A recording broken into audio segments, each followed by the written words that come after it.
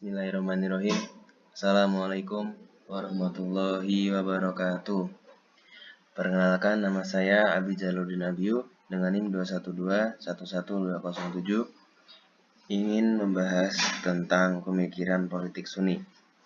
Jadi, menurut Abu Zahroh yang dikutip Sayuti Pulungan, pemikiran politik Sunni terdapat pada 4 prinsip umum sebagai berikut. Yang pertama adalah berdasarkan keutamaan keturunan, bahwa di dalam suatu hadis mengenai keutamaan bangsa Quraisy bagi berikut, diriwayatkan dari Abu Hurairah RA, katanya Rasulullah SAW bersabda, manusia telah mengikuti kaum Quraisy baik di dalam masalah kebaikan maupun keburukan. Keislaman mereka mengikuti keislaman Quraisy, dan begitu juga kekufuran mengikuti kekufuran kaum tersebut.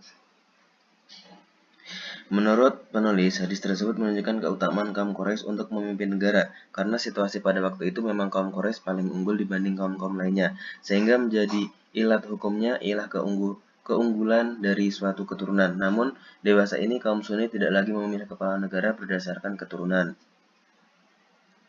Yang kedua, kepala negara harus dibaiat, bahwa dengan baiat tersebut terjadilah kontrak sosial antara kepala negara dengan masyarakat. Hal ini didasarkan pada beberapa ayat Al-Quran yang berkaitan dengan baiat. Di antaranya ialah Quran Surat Al-Fat ayat 10, At-Taubah ayat 111, dan Al-Mumtahanah ayat 12. Selain itu, terjadinya suatu peristiwa baiat. Yang pertama khalifah, yakni sebagaimana yang dikutip Al-Jazuli yang diceritakan Ibnu Qutaibah Ad-Dainuri sebagai berikut.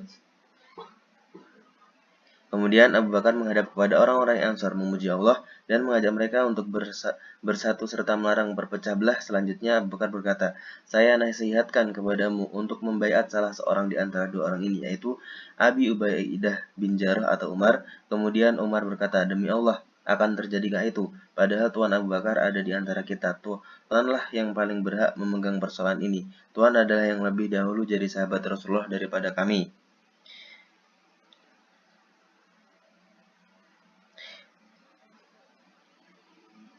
Yang ketiga, prinsip syura, bahwa pemilihan kepala negara dilakukan melalui musyawarah.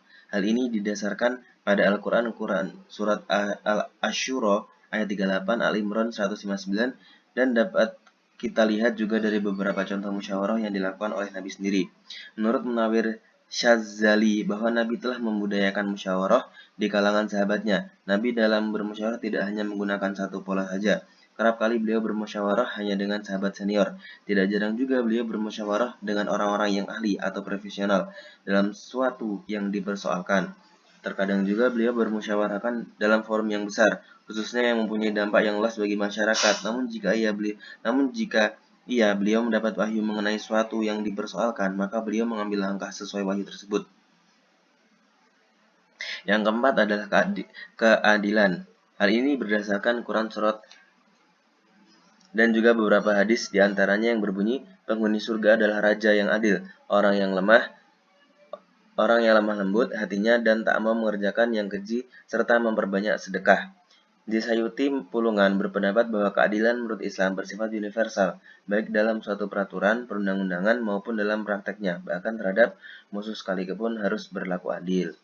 Cukup sekian, itu saja yang dapat saya sampaikan. Wassalamualaikum warahmatullahi wabarakatuh.